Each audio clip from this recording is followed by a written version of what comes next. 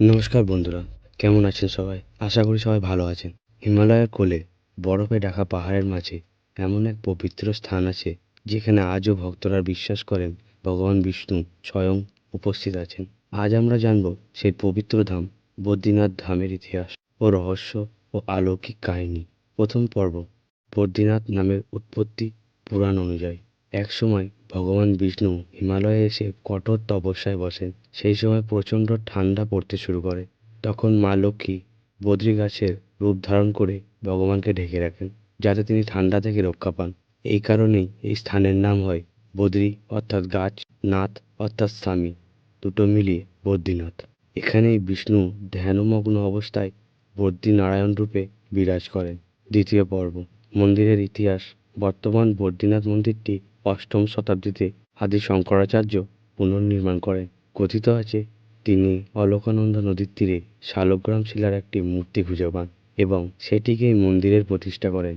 মন্দিরটি বহুবার হিমবাহ, বন্যা ও ভূমিকম্পে ক্ষতিগ্রস্ত হয়েছে, তবুও বারবার পুনর্নির্মাণ করে এই পবিত্র স্থানকে বাঁচিয়ে রাখা হয়েছে। তৃতীয় পর্ব, রহস্যময় মূর্তি। বদ্রীনাথের মূর্তি সাধারণ বিষ্ণু মূর্তির মতো নয়।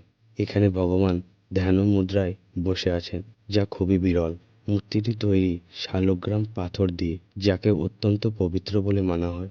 অনেক সাধু বিশ্বাস করেন এই মূর্তির মধ্যে আজও দিব্য শক্তির প্রভাব রয়েছে। চতুর্থ পর্ব, শীতকালের অলৌকিক ঘটনা। প্রতি বছর অক্টোবর থেকে নভেম্বরে মন্দিরের দরজা বন্ধ করে দেওয়া হয়, কিন্তু বন্ধ করার আগে একটি প্রদীপ জ্বালিয়ে রাখা হয়, যাকে বলা হয় অখণ্ড জ্যোতি। বিশ্বাস করা হয় শীতের 6 মাস এই প্রদীপ ভগবান বিষ্ণু নিজেই রক্ষা করেন। যখন মে মাসে দরজা খোলা হয়, তখনও নাকি প্রদীপের আগুন জ্বলতে দেখা যায়, যা আজও এক বড় রহস্য।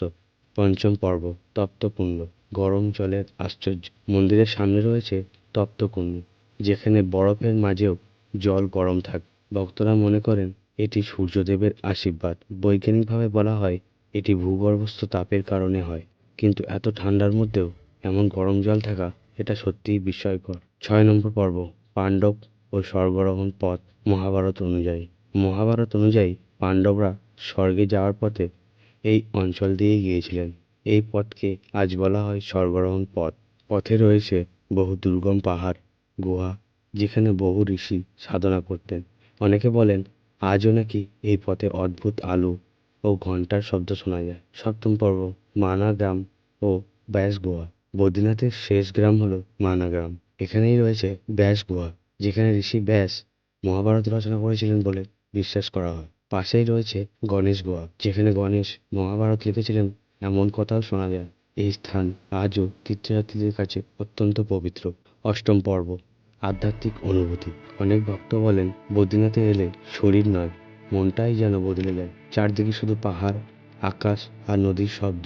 মনে হয় যেন পৃথিবী থেকে অনেক দূরে চলে এসেছে। এই শান্ত পরিবেশেই মানুষ নিজের ভিতরের ঈশ্বরকে খুঁজে পান। সর্বশ্রেষ্ঠ এটাই বলতে চাই, বদ্রীনাথ শুধু একটি মন্দির নয়, এটি বিশ্বাস, ইতিহাস ও রহস্যের এক পবিত্র মিলনস্থল। যেখানে বিজ্ঞান থেমে যায়, সেখানে শুরু হয় বিশ্বাস। আপনি যদি কোনোদিন সুযোগ পান, একবার হলেও এই পবিত্র ধাম দর্শন করুন। ভিডিওটি ভালো লেগে থাকলে ভিডিওটিতে লাইক করুন, কমেন্ট করুন, আর চ্যানেলটি নতুন হয়ে থাকলে চ্যানেলটি সাবস্ক্রাইব করে পাশে থাকবেন। আর সবাই কমেন্টে বলবেন জয় বদ্রী বিশাল।